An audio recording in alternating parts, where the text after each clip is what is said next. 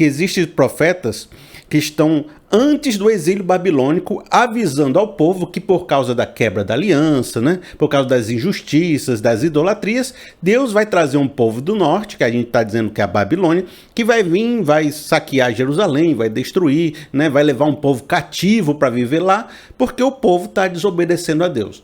Então, tem esse período anterior ao exílio.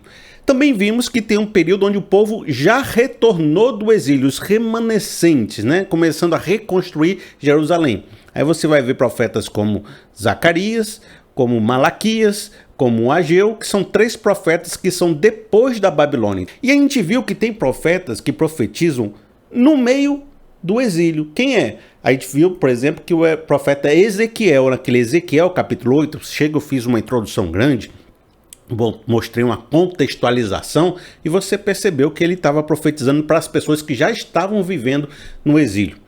O profeta Daniel também ele abre o livro dele, né, com esses cativos que chegaram na Babilônia. Percebeu as 3 divisões? Pré-exílico, exílico e pós-exílico?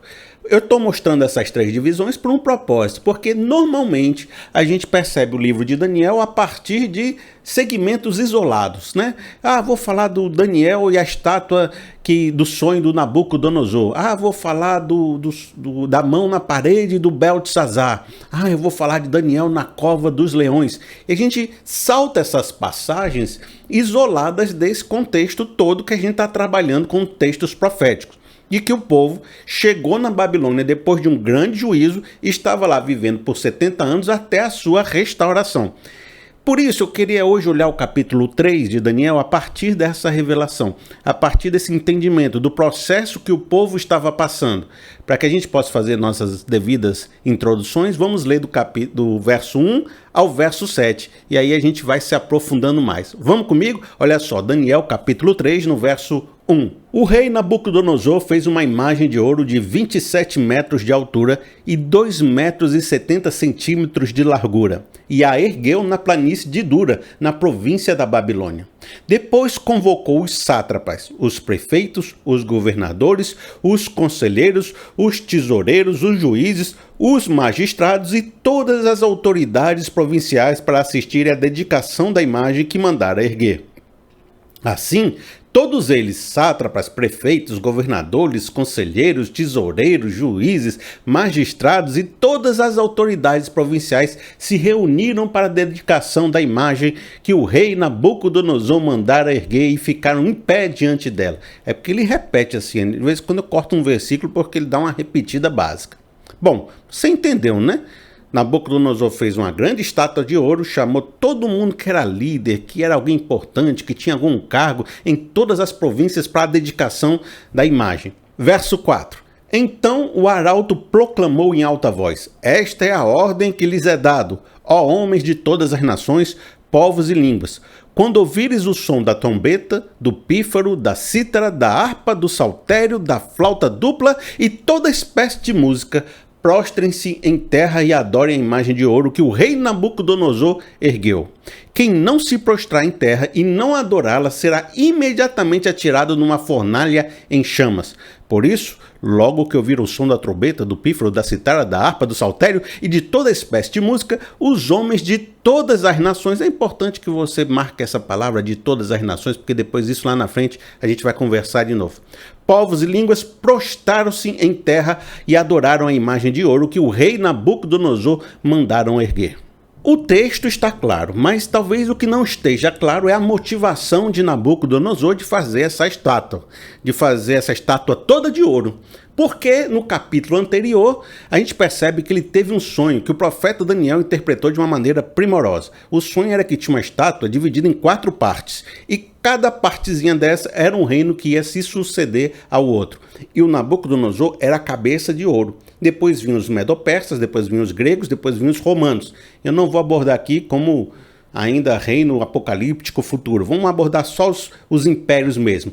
Vinha a Babilônia, cabeça de ouro, depois vinham os braços, eram os medos e os persas, depois vinha os gregos, depois vinha o Império Romano. E aí, nessa época, surgiria uma pedra não cortada por mãos humanas, que é a vinda do Messias, e o Messias vinha destruindo esses impérios e formando um reino eterno, um reino maravilhoso. profecia clássica, né? Você percebe de que todos os profetas falavam da condenação do povo de Israel, mas sempre profetizavam que o remanescente, né, seria restaurado a partir da queda desses impérios, e aí viria o Messias e formaria um reino grandioso.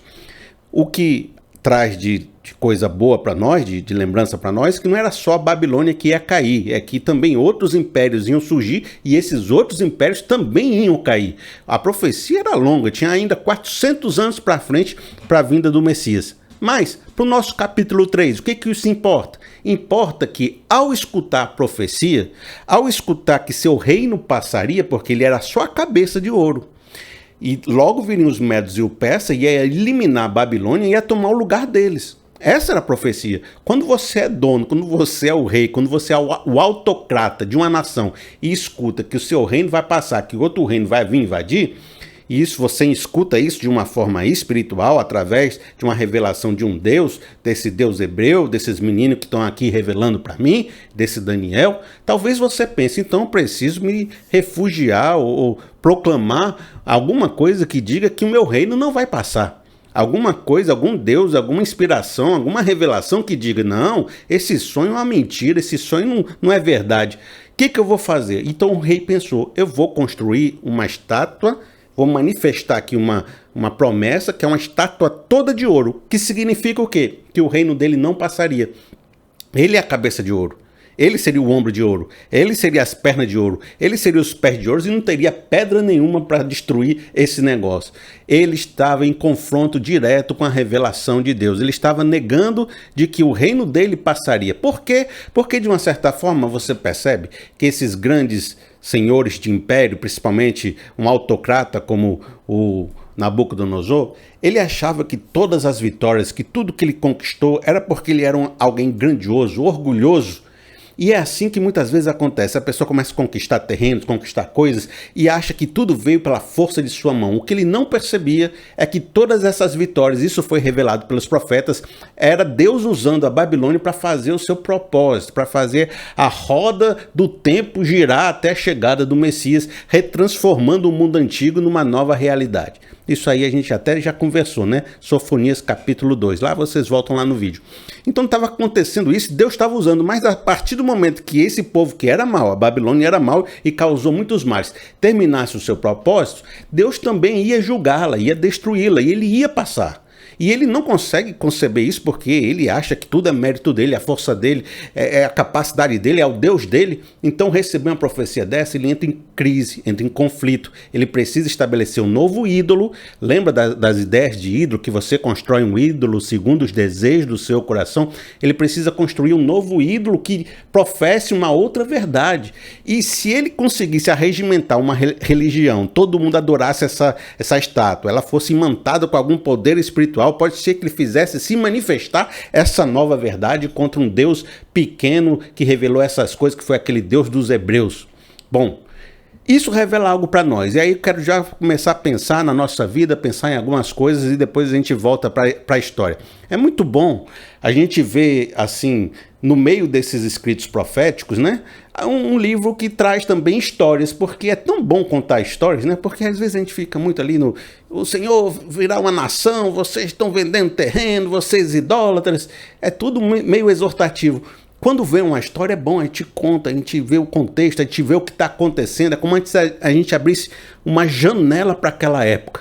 Muitas pessoas são como esse rei Nabucodonosor. E por muito tempo conseguem diversas vitórias, acreditando que são no poder do seu braço. Veja, a vida em si, ela tem um processo que no começo que a gente nasce, até uma determinada época da vida adulta, você sai de uma condição de não ter muita coisa para uma posição de conquista. Você conquista passar no colégio, depois você conquista passar numa universidade, você consegue um emprego, você consegue sua primeira casa, você consegue promoções, você se casa, você tem filhos.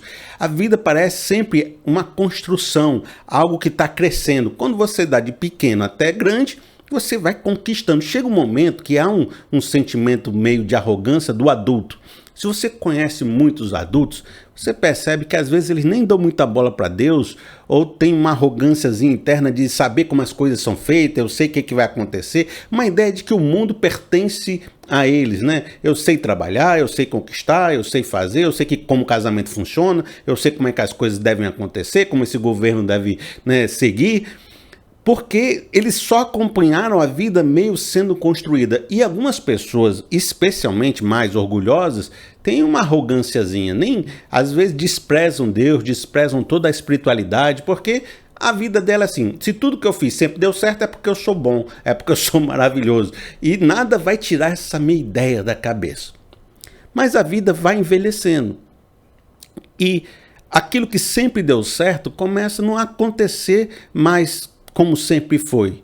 Você era criança, você era uma promessa. Você era um jovem, você era uma promessa. Mas de repente hoje você já é uma realidade. Antigamente você sabia todas as tecnologias. Hoje já você fica meio confuso, como é que usa isso, como é que usa aquilo, e de repente começa a vir uma doença, uma dor nas costas, e um pessoal mais novo tem mais vigor, começa a fazer mais forte que você, e de repente você percebe que seu pai tá ficando doente, sua mãe tá ficando doente, uma pessoa ficou complicada dentro de casa, você começa a ver pessoas definhando, a família diminuindo, alguma pessoa da sua família já morre, você não tem mais o mesmo vigor de antes, fica cansado, não sabe por quê, começa a perder umas contas que não costumava perder e começa de repente a achar lá no fundo da alma alguns indícios de que de repente a sua vida já não é mais esse auge todo, você não está mais numa crista da onda, que as pessoas não olham mais para você como uma grande promessa, que de repente o seu tempo está passando, ninguém te olha mais para uma promoção, de repente você tem que até se segurar para ver se não cai do cargo que você chegou, crise no casamento, crise ali, crise acolá. Toda aquela arrogância começa a quebrar, começa a arranjar umas rachaduras, sabe? E você começa a lutar contra isso, que nem o Nabucodonosor começou a lutar, ele começou a construir uma estátua que dizia que ele nunca passaria.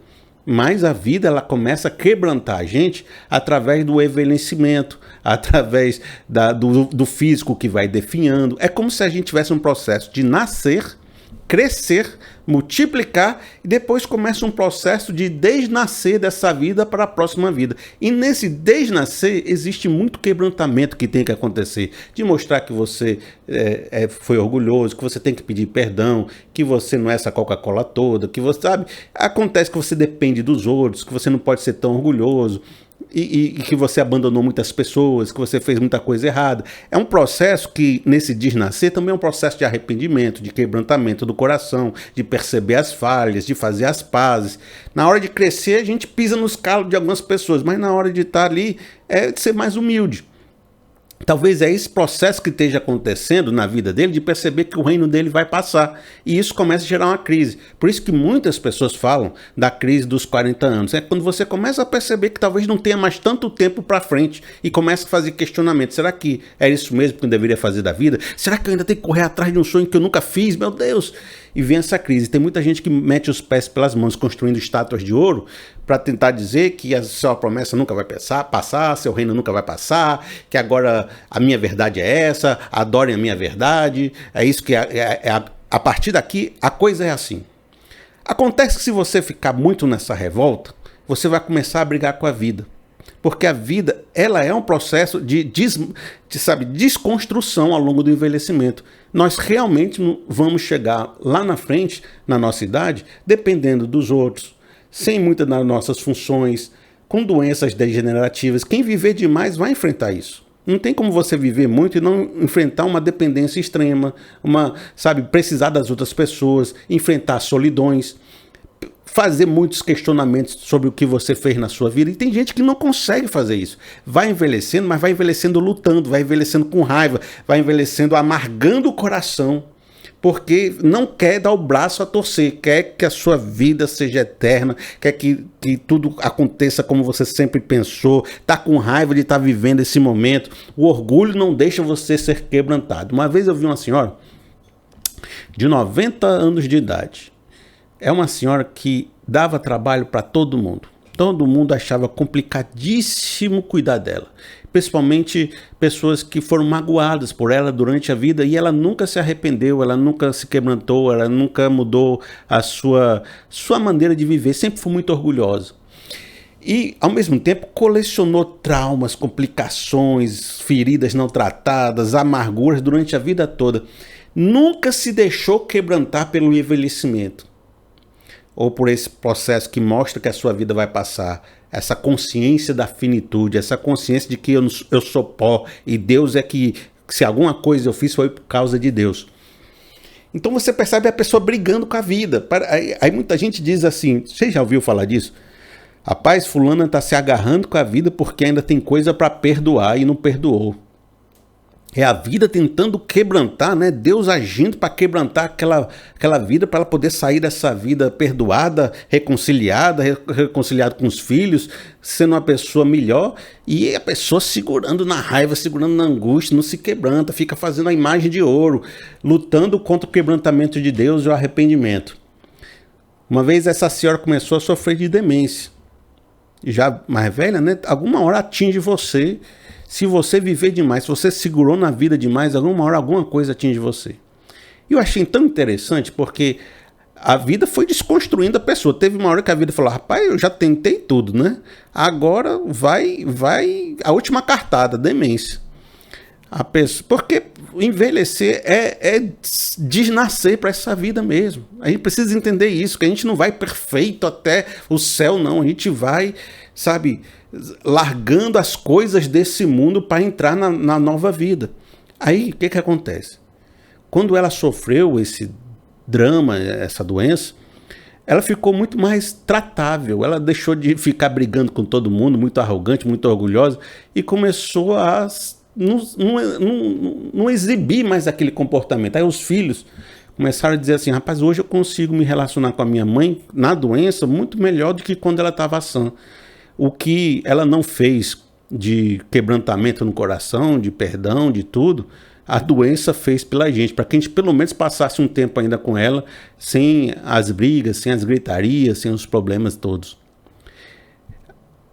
Às vezes, a minha palavra para você é, faça o quebrantamento antes de chegar no final da sua vida se agarrando com a estátua de ouro, dizendo que seu orgulho é maior, sua vontade é maior, seu Deus é maior, e você carregando todo esse tipo de trauma, todo tipo de transformação que você não fez, todo tipo de arrogância, sem perceber que a vida está passando um recado para você. Deus está dizendo, é tempo de entender que seu reino também vai passar, que você causou muito mal e você precisa também receber o seu próprio juízo, e você precisa também se arrepender dos seus pecados.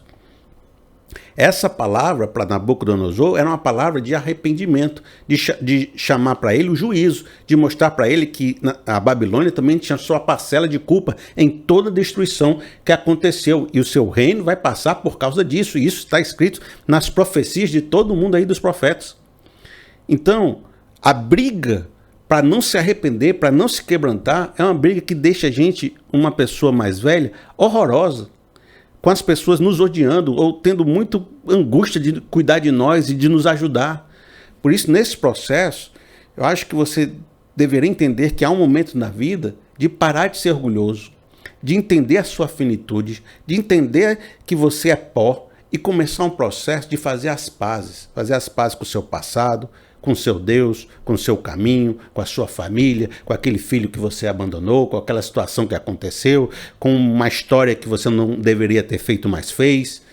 Você precisa encontrar resoluções, pacificar seu coração, encontrar um caminho de arrependimento e de perdão. Mas, nessa história, a gente vai perceber que existe um outro grupo de pessoas que não se ajoelhou a essa estátua. Você conhece muito bem a história e nós vamos continuar a partir daí. Diz assim, Daniel, capítulo 3, no verso 12. Quando tocou a trombeta, que era para todo mundo se ajoelhar, teve 3 judeus que não se ajoelharam. Os astrólogos, o pessoal, os invejosos, né? Estavam ali no reino, olharam aqueles 3, ó, agora que a gente vai pegar eles, vai derrubar eles. Ó, Nabucodonosor, tem aqueles 3 ali, ó, que não dobraram seu joelho. Aí diz assim, ó, verso 12.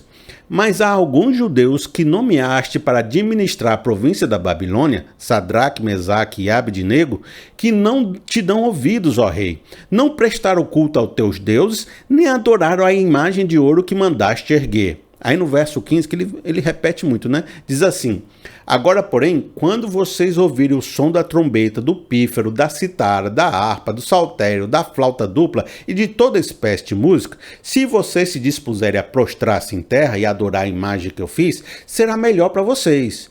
Mas se não a adorarem, serão imediatamente atirados numa fornalha em chamas, e que Deus poderá livrá-los da minha mão. Ainda fez uma ameaça, ainda confrontou Deus, né? E que Deus é mais forte do que eu, e que Deus é mais forte que o meu novo Deus e a minha estátua de ouro. Sadraque, Mesaque e Abednego responderam ao rei: ó Nabucodonosor, não precisamos defender-nos diante de ti. Se formos atirados na fornalha em chamas, o Deus a quem prestamos culto pode livrar-nos, e ele nos livrará de tuas mãos, ó rei. Mas se ele não nos livrar, saiba, ó rei, que não prestaremos culto aos seus deuses, nem adoraremos as imagens de ouro que mandaste erguer. A gente usa muito a resiliência, a fé, a resistência, o enfrentamento desses jovens diante dessa acusação, dessa pressão do Nabucodonosor, dessa ameaça de jogá-los diante da fornalha, muito para nos incentivar os nossos jovens, motivá-los a ter uma fé forte também. Mas esquecemos de olhar isso em perspectiva. Vamos pensar em tudo aquilo que a gente falou, pré-exílico, exílico, pós-exílico, na situação que o povo estava vivendo.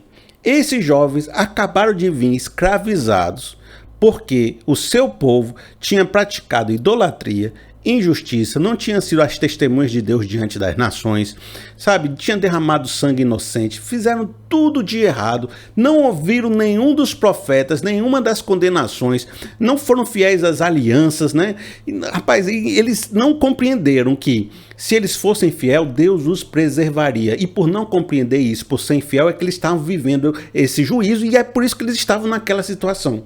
Aí de repente vem um momento de provação. Para esses jovens, é um momento totalmente diferente do momento de Nabucodonosor. Nabucodonosor estava vindo de um processo de orgulho. Ele conquistou o mundo inteiro. Ele era a maior nação da época. Então ele estava se achando, ninguém vai passar por mim. Eu sou poderoso, eu sou orgulhoso. Já esses três jovens estavam vindo de uma chuva molhada, de um tempo ruim, de um juízo grande, de uma quebra de expectativa, de uma quebra de histórias.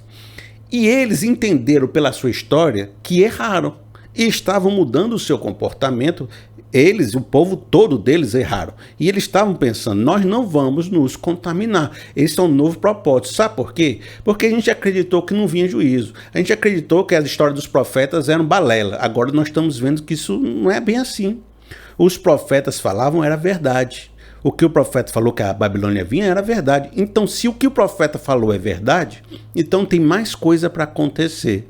Porque quais eram as outras profecias que ainda não aconteceram nessa época? Que a Babilônia ia cair, isso todo mundo sabia, os profetas falaram tanto que a Babilônia vinha, quanto ela ia cair depois de vir. Também revelaram que os remanescentes seriam preservados, santos, e voltariam para a sua terra natal. Então esses jovens, eles tinham duas promessas ainda no coração.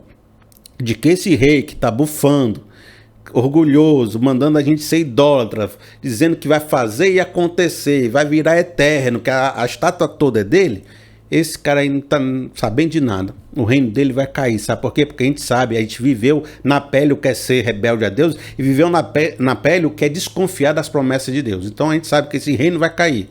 O que adianta você investir suas fichas num reino que vai cair? Eu não, prefiro ficar com Deus. Porque se a fornalha do Nabucodonosor é quente, a fornalha do meu Deus eu já vi que é mais quente ainda do que a fornalha do Nabucodonosor. Tem muito temor nesses jovens. Por quê? Porque eles enfrentaram o juízo. Eles sabem o que é uma mão pesada de Deus. E a outra profecia que ainda não tinha acontecido era a promessa dos remanescentes. O que todos os profetas falaram? Mas Deus vai preservar um remanescente aqui na Babilônia, um remanescente mais purificado, mais santo, e ele vai levar esse remanescente de volta para Jerusalém para reconstruir a cidade na época que virá um reino glorioso do Messias. Então, Esses jovens estão dizendo, se a gente se perder aqui, se a gente for idólatra, como nossos pais foram idólatras, como nosso povo foi idólatra, a gente tanto vai viver esse juízo novamente, de repente a gente vai perecer junto com a Babilônia, no juízo da Babilônia, e não vamos ser esse remanescente. Sabe o que a gente devia fazer? Confiar nas promessas de Deus, confiar que Deus vai nos preservar, por isso que eles falam, olha, Deus vai nos preservar, porque isso é uma promessa. Não é só que eles pensaram isso na hora, isso era uma promessa que eles estavam carregando. O próprio Daniel, ele lia os escritos de Jeremias, está lá no livro de Daniel, ele diz assim, eu estava lendo o livro de Jeremias e ele nos profetizou que ficaríamos 70 anos na Babilônia, ele orava por isso, ele orava pelo pecado do povo. Então aquele povo sabia o que estava para acontecer ainda, e isso que preservou a fé deles e a segurança deles lá naquele local. Eu estou te dando uma leitura diferenciada desse capítulo, certo? Para você entender o que motivava esses jovens. Então, o que fez esse... Porque, de repente, o povo do passado, da Jerusalém, se você fizesse assim, olha, todo mundo aqui ajoelha para essa estátua de ouro, senão vocês vão cair na fornalha. Aquele povo lá de Jeremias estava tudo se ajoelhando na hora. Tocou, já ajoelhava. Agora, depois do juízo, depois das promessas, depois da consciência do pecado, esses 3 jovens estão representando esses remanescentes que agora não dobram mais o joelho não se corrompem mais, não vão atrás mais dos ídolos.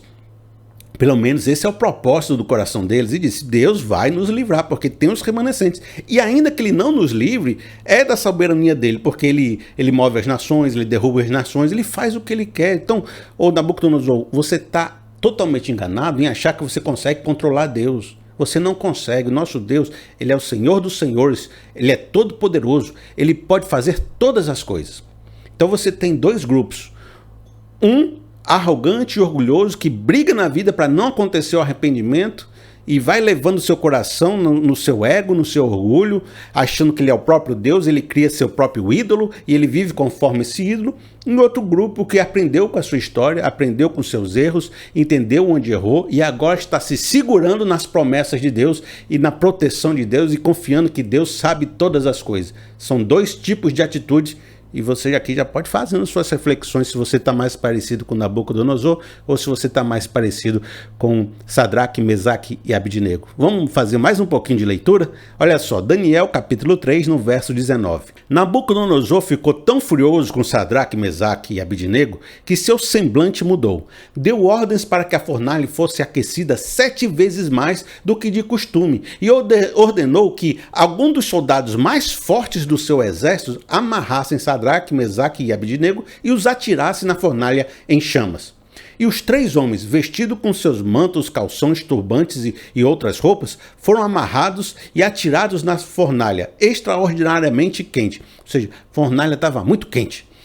No verso 24 diz assim, mas logo depois o rei Nabucodonosor, alarmado, levantou-se e perguntou aos seus conselheiros, não foram 3 homens amarrados que nós atiramos no fogo? Eles responderam, sim, ó rei. E o rei exclamou, olhem, estou vendo 4 homens, desamarrados e ilesos, andando pelo fogo, e o quarto se parece como o filho dos deuses. O texto começa mostrando que o seu semblante mudou, que a raiva tomou seu coração, ele ficou indignado, ficou com ódio. De onde vem esse ódio todo? De ser confrontado, de perceber que ele não está conseguindo manipular toda a realidade para acreditar em outra narrativa. Existe um grupo ali de 3 pessoas que está dizendo algo contrário do que ele disse. É aquele grupo do Daniel que revelou a pedra que esfacelaria todos os reinos. E se aquele grupo tiver a verdade na boca, toda essa minha construção ideológica falsa vai ruir.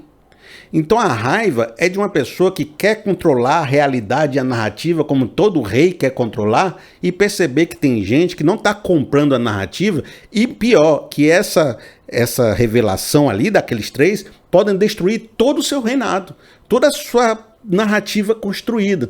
Porque veja, quando esses 3 entraram na fornalha e não estavam sendo consumidos, apareceu o 4º elemento, que todo mundo, não tem um que não desconfie, ou não diga, ou não afirme claramente que esse 4º é Jesus Cristo.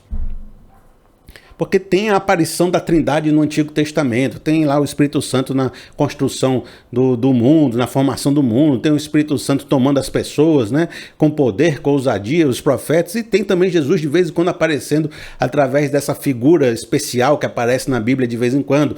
Então, eles dizem, é Jesus ali presente com eles. E se é Jesus, e a gente sabe que aquela pedra não cortada por mãos humanas era Jesus, era o reino de Jesus, era a vinda do Messias. Então, na hora que o cara constrói toda aquela estátua de ouro para que pudesse mudar a realidade da existência, e ele manda todos os seus opositores, tudo aquilo que diz que não vai ser assim, para a fornalha, e na hora da fornalha aparece a pedra, é como se mostrasse para ele, dizendo, você está achando que você é alguém, que você vai controlar a realidade, o mundo, criando um ídolo. Mas ó, a pedra aqui já apareceu para você. Ó.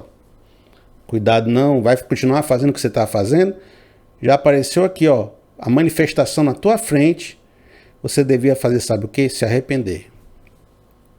Na hora o bicho se treme todinho. Tira aí, tira aí, tira aí. Aí manda tirar o pessoal. Aí ele faz o seguinte, ele faz um decreto dizendo que ninguém pode falar mal desse Deus de Israel, que todo mundo agora deve temer a ele, dizer em todo mundo que ele é grandioso, que ele faz milagres, dissipou a reunião e vai para cada um para sua casa, beleza, não se fala mais nesse assunto. Olha, o que aconteceu no próximo capítulo com Nabucodonosor? Ele ficou doido. Ele virou um animal, ele decaiu de toda a sua essência e teu orgulho humano até uma situação mais profunda de acabamento de identidade e de alma, ficou como uma besta fera.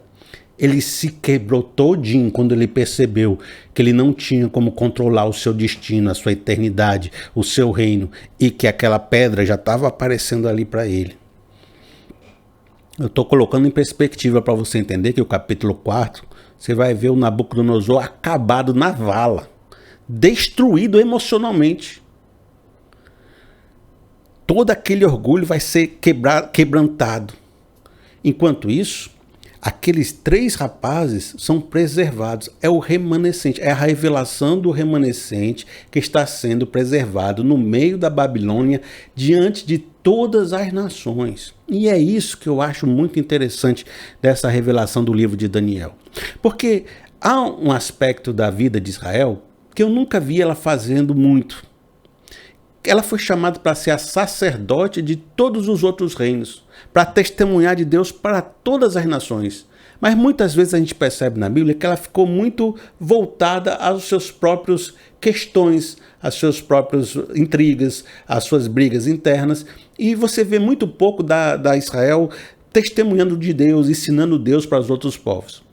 Mas nesse momento, às vezes, se a gente olhar de fora um pouquinho, a gente percebe, poxa, Deus juntou todas as nações, juntou todas as autoridades numa reunião, botou todo mundo em volta de uma reunião, mostrou um ídolo forjado por uma autoridade, um poder humano, que são os ídolos e os deuses, no símbolo de todos os deuses que existiam ali, e botou todo mundo para adorar aquilo ali, e no centro de tudo aquilo aconteceu um grande milagre, um grande testemunho, de que aqueles homens foram libertos por Deus de toda a autoridade e poder que existia, de todos os ídolos falsos que existiam.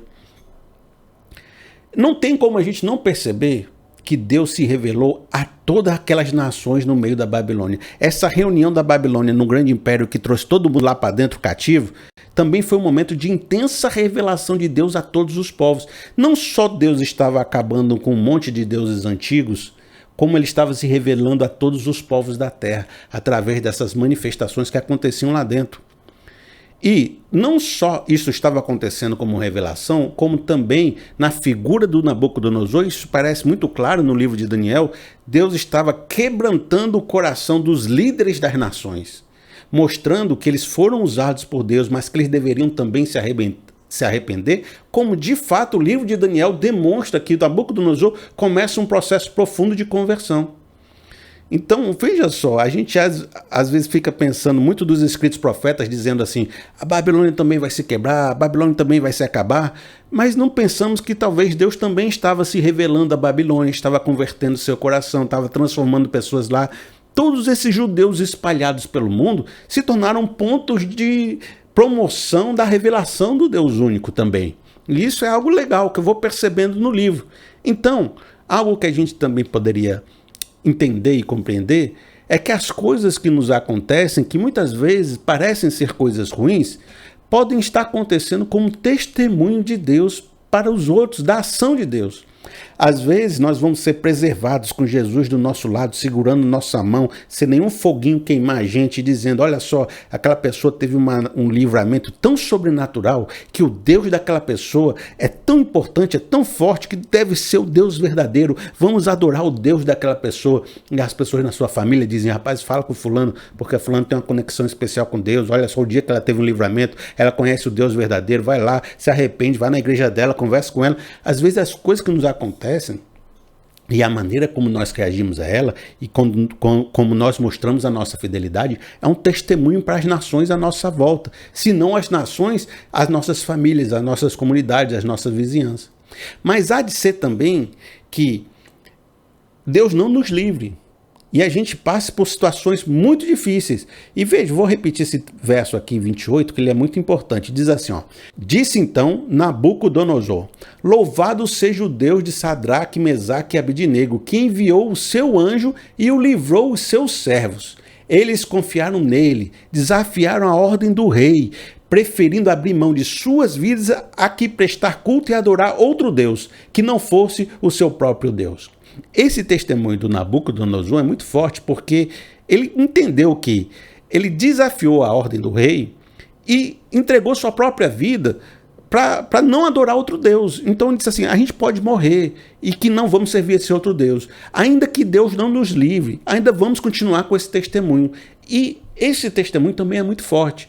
Na vida, há pessoas que oraram por um câncer e receberam uma cura e são testemunha da libertação de Deus. Há pessoas que oraram nessa vida e não receberam cura, mas foram testemunhas de que Deus cuidou delas até o último dia, e isso foi uma testemunha de como essa pessoa ficou tranquila diante dos desafios e da provação que a vida lhe deu. E temos confiança que essas pessoas possam não ter recebido nessa vida a libertação, mas que estão com Deus nas mansões celestiais, estão sendo recebidas por Deus na glória eterna. Então, a tranquilidade desses jovens é uma tranquilidade de quem se encontrou com Deus, quem aprendeu na vida, quem quebrantou o seu coração e quem tem promessa e confiança em Deus. E isso é um testemunho, seja dando tudo certo, seja dando tudo errado. O importante é essas pessoas aprenderam a viver o bem e o mal diante de Deus, sabendo que todas as coisas contribuem para o bem daqueles que amam a Deus. Meu chamado a você é entender que a vida ela tem um princípio que nos torna um pouco orgulhosos, de perceber que a nossa mão faz muita coisa, que a gente conquista muita coisa, somos vigorosos, conquistamos muitas coisas. Mas em determinado momento, a vida vai fazer uma curva e vai começar a dizer, você não é essa Coca-Cola toda, você vai definhar, você não vai ser mais esse vigor todo, a vida vai diminuir, pessoas vão ficar doentes, você vai precisar depender dos outros. Como é que está seu coração? Tudo isso é um sinal da vida e um sinal de Deus para você quebrantar o seu orgulho e começar a entender que tudo que você conquistou e tudo que você fez foi, na verdade, bênção de Deus, graça de Deus, manifestação de Deus na sua vida. E se você tem alguma coisa para pedir perdão, para resolver do seu passado, se você precisa reconciliar com a sua família, tratar bem elas, hoje é tempo, talvez, de você entender esse processo.